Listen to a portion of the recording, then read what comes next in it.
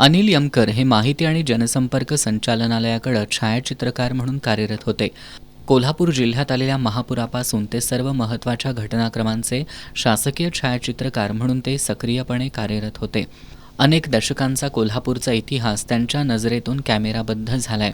माहिती जनसंपर्क विभागाच्या विभागीय आणि जिल्हा माहिती कार्यालयाच्या वतीनं आज जिल्हाधिकारी अमोल येडगे, माहिती आणि जनसंपर्क महासंचालनालयाचे निवृत्त उपसंचालक वसंत शिर्के, सध्याचे उपसंचालक प्रवीण टाके, विभागीय अधिस्वीकृती समितीचे अध्यक्ष समीर देशपांडे, जिल्हा माहिती अधिकारी सचिन अडसूळ, सांगली जिल्हा माहिती अधिकारी संप्रदा बिडकर यांच्या उपस्थितीत एका शानदार कार्यक्रमात त्यांना सपत्नीक निरोप देण्यात आला. त्यांच्या सहकाऱ्यांनी त्यांच्या कारकिर्दीवर बनवलेली चित्रफीत विशेष उल्लेखनीय ठरली. यावेळी मान्यवरांनी अनिल यमकर यांनी गेल्या 35 वर्षात माहिती विभागाच्या वतीनं केलेल्या जनसंपर्काचं कौतुक केलं. माहिती विभागाचे स्थानिक संपर्क अधिकारी म्हणून त्यांची विशेष ओळख होती. जिल्हाधिकारी अमोल येडगे यांनी त्यांच्या वक्तशीरपणाचं आणि कामातील सातत्याचं कौतुक केलं.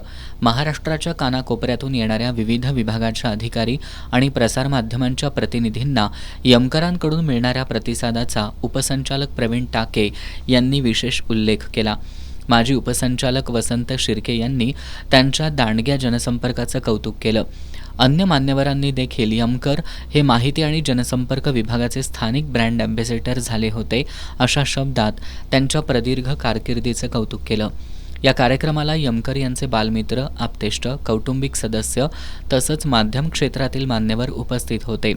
यामध्ये प्रामुख्यानं उपजिल्हाधिकारी संपत खिलारी, कोल्हापूर प्रेस क्लबचे अध्यक्ष शीतल धनवडे, शिवाजी विद्यापीठाचे जनसंपर्क अधिकारी आलोक जत्राटकर, विभागीय अधिस्वीकृती समितीचे सदस्य प्रताप नाईक, महावितरणचे जनसंपर्क अधिकारी विश्वजित भोसले, माहिती अधिकारी एकनाथ पोवार, सेवानिवृत्त जिल्हा माहिती अधिकारी मिलिंद बांदिवडेकर, शिवाजी विद्यापीठाच्या वृत्तपत्र विद्या विभागाचे माजी विभाग प्रमुख रत्नाकर पंडित, निवृत्ती माहिती अधिकारी सखाराम माने, दिलीप घाटगे, माहिती अधिकारी वृषाली पाटील, उपसंपादक रणजित पवार यांच्यासह विविध वृत्तवाहिन्या, वृत्तपत्रांचे प्रतिनिधी तसंच छायाचित्रकार आणि कॅमेरामॅन उपस्थित होते.